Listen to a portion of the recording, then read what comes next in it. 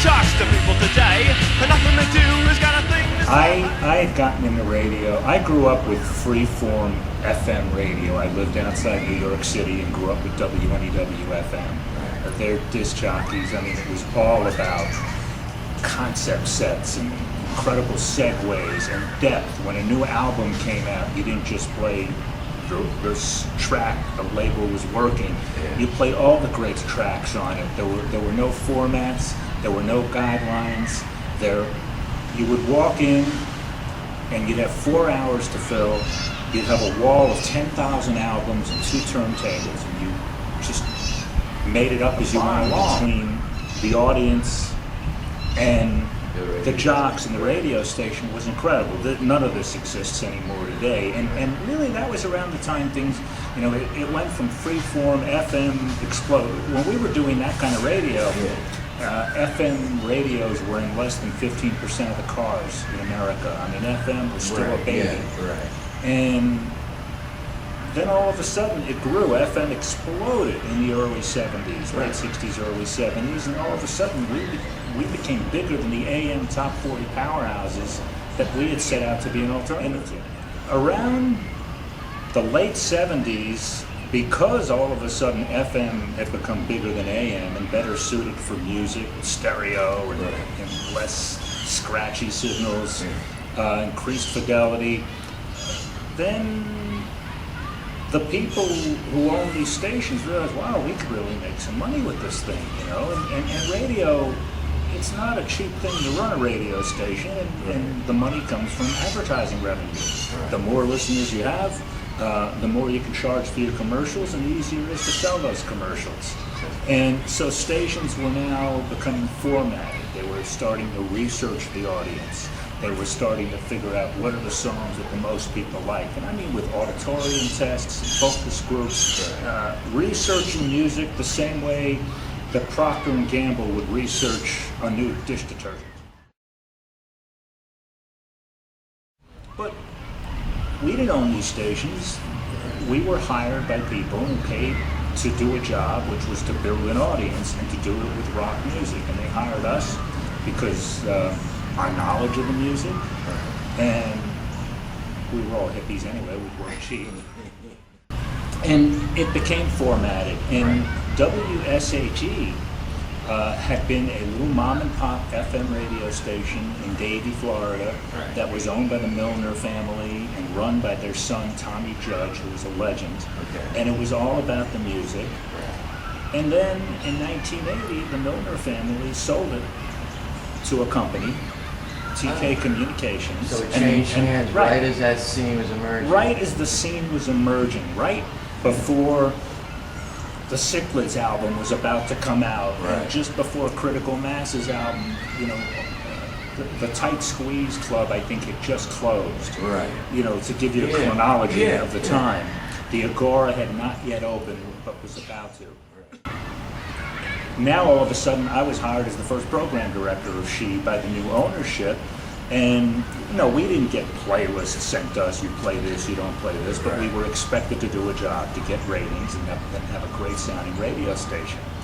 And most of the jocks who worked at SHE at the time, and they were wonderful personalities. There were guys like Corey James, Long Jim White, who was to this day probably one of the best rock jocks I've ever heard. Just real, original, unique, and didn't sound like a DJ.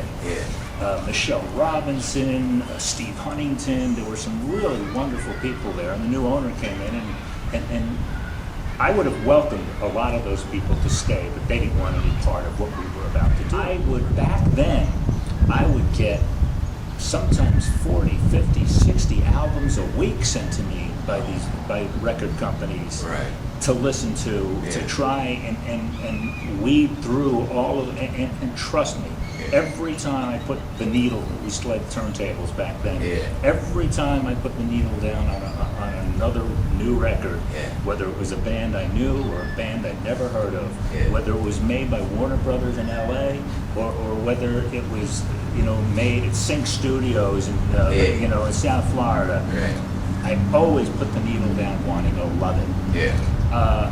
you end up getting disappointed probably over 98% of the time because most of it, a lot of it, a lot of it, reaches new heights of mediocrity. Turn off your radio. Turn it off now. Turn off your radio now. I'd like to back up on Critical Mass. The way I got to meet the way I got to know them, in 1979, just the job I had just before being hired as SHE, I was running the station WDIZ Rock 100 in Orlando. And a very dear friend of mine, a guy who had been a program director of mine early in my career and now was working for RCA Records doing promotion, he flew to town to take me to lunch and play me the latest RCA releases for the month, promoting the records. He plays me some stuff, we went out to lunch, and then in the car driving back to the radio station, because I got to go on the air, he says, Neal, I want to play you this cassette. It's a band that I found in Miami that I just think is really great, and I want your opinion. And he sticks this cassette in my car, this really terrible, real crappy quality garage cassette of this band Critical Mass. The song was 1964, and that song is all about the night the Beatles were on the Ed Sullivan Show, a night that changed a lot of our lives. And I loved it. I said, Lee, when we get back to the station, let me play it on the air, just to see if we get a reaction. And he said, sure.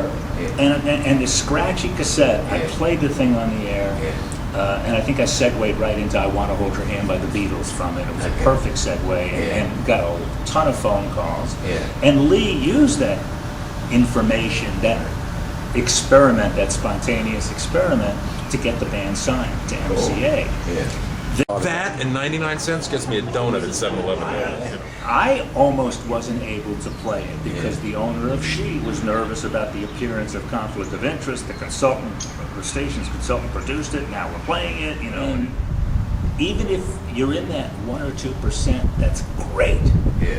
There's still luck involved.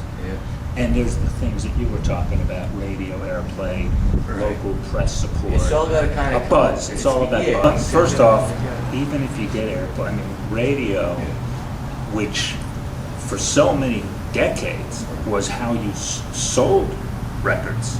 It's how you made people aware of yourself. And there's great songs on the radio. That's how we all discovered bands. I discovered the Beatles and the Stones and the Kinks listening to the radio. I was fortunate enough to grow up in the 60s when Top 40 radio was at its coolest. It hasn't been cool ever since. I was the coordinating producer of MTV the first 2 years of the channel, right after I left SHE. I ended up there. Very exciting. It was new. It wasn't even on in New York City. We would go to work every day, and I'd take VJs around the country every couple of weeks to visit markets and kiss babies and sign autographs and that kind of stuff.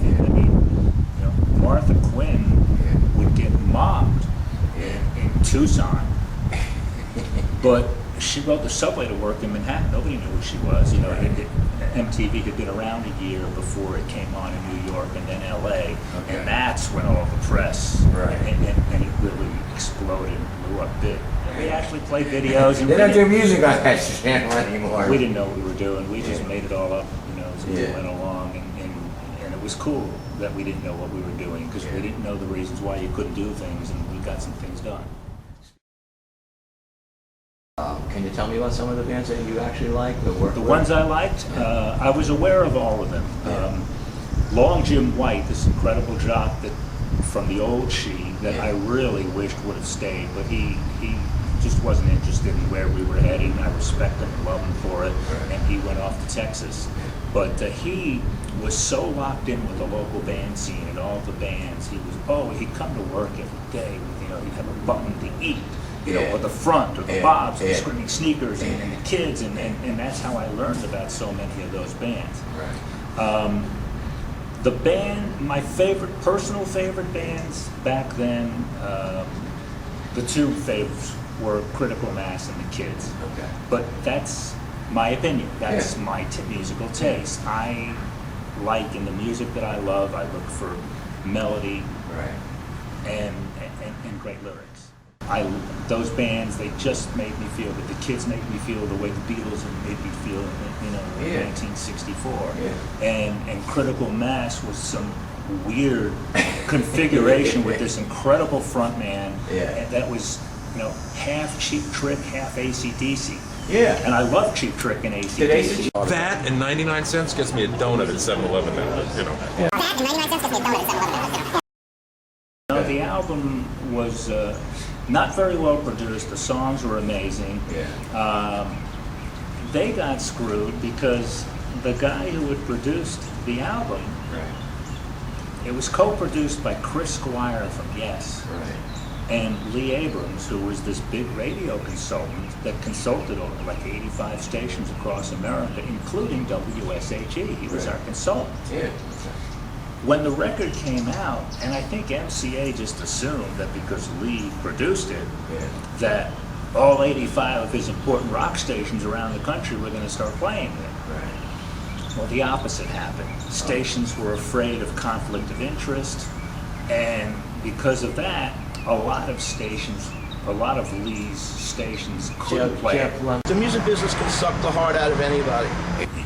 Radio can't start it anymore. Radio, because the playlists have gotten so tight and the format's so homogenized, it's lost its relevance.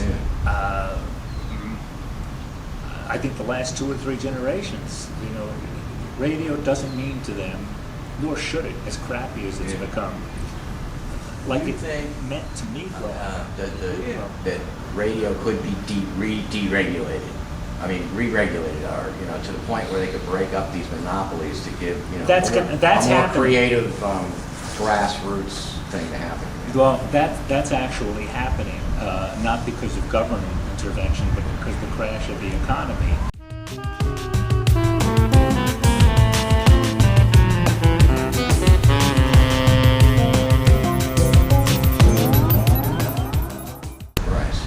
But radio is a medium. Once a ship sails, it doesn't come back, and radio as a medium has lost its relevance, partially because of its own stupidity. I mean, for years our listeners were telling us what they didn't like about our stations. The playlists are too tight, not enough variety, not enough depth, too many commercials. And we knew they were right, but it's like, where else are they going to go? Turn off your radio. Turn it off now. All of a sudden, there's the internet and there's iPods. So what do you think of internet radio? I think it's the future, but it won't explode until you've got internet radio available in the car, and that is way close. I mean, basically, you know what Wi-Fi is when you go to Starbucks and use your computer. More and more cities over the next few years are going to go WiMAX, where the entire city is wireless. Then you've got it in the car. Variety will come as there's going to be a lot of internet radio stations. There already are, and there's going to be a lot more. But nobody's really figured out how to monetize it yet. I mean, there's a lot of them, but they're not really making money. Sort of like the radio stations in the early '70s. They were doing great artistic stuff. But the thing is that they still don't have great ways of documenting how many listeners they have at any given time, and because there are so many thousands of internet radio stations, it's really hard to build enough of a mass audience to sell it. Turn off your radio now. We also live in an on-demand world now. It's like people want to hear what they want to hear when they want to hear it. For years when I stopped listening to the radio, I would have this box of CDs next to me, in the car to listen to. And now I've got this little iPod that has got thousands and thousands of songs on it, and I can listen to anything I want when I want to listen to it. Why would I listen to something when I have to sit through a couple, 6 minutes of commercials, and then not back the song? See, the record companies, had they not had their head in the sand, and gotten out of touch with their consumer, they would have realized that their consumer, this new generation of consumers, doesn't like to go to a brick and mortar record store. Buy a CD. And they could have set up their own before there was ever an Napster. They could have set up their own websites and sold Some their college music kid that said that. that way. Yeah.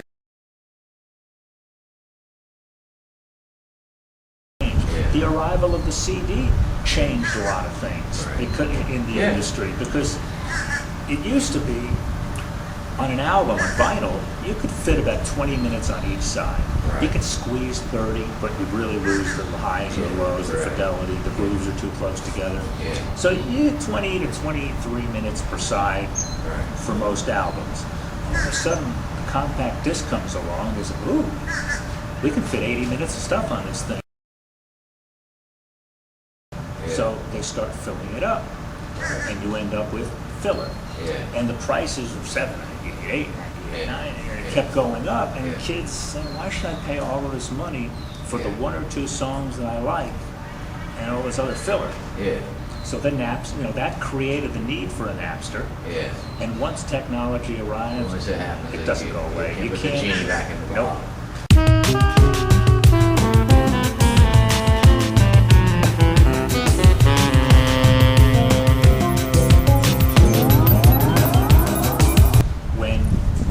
When she was this incredible mom and pop radio station that played a lot of local music and played a ton of obscure music, and like Dan Carlisle at night, he would refuse to play Led Zeppelin.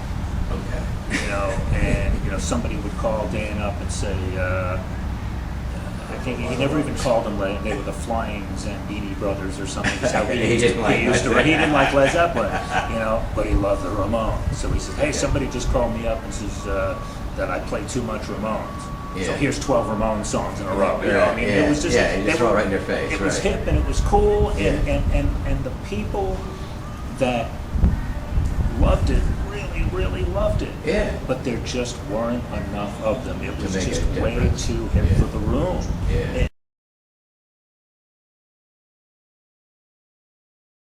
Of course, I was like, in fact, I even brought with me I was the most hated man in South Florida by these people. And these wanted posters started popping up. Hold on. Wow, that's cool. For the murder of rock and roll radio in South Florida. I was like, it was... That is so cool. Wait a minute. Let's make sure we're rolling. Okay, that's... Or a little underground newspaper that was published called the Borington Journal. I think this was the one and only issue that they had. But their lead article in the issue was "Radio Boredom is Their Life After Mirsky." Turn off your radio. Turn it off now. Turn off your radio now. Drive down the highway as the drugs in your car. Smooth and easy listening. AOR, what a great step forward. No turning bad. Harmless rock and roll for your mom and dad. And nothing they do talks to people today. And nothing they do has got a thing to say. Radio DJs, just who they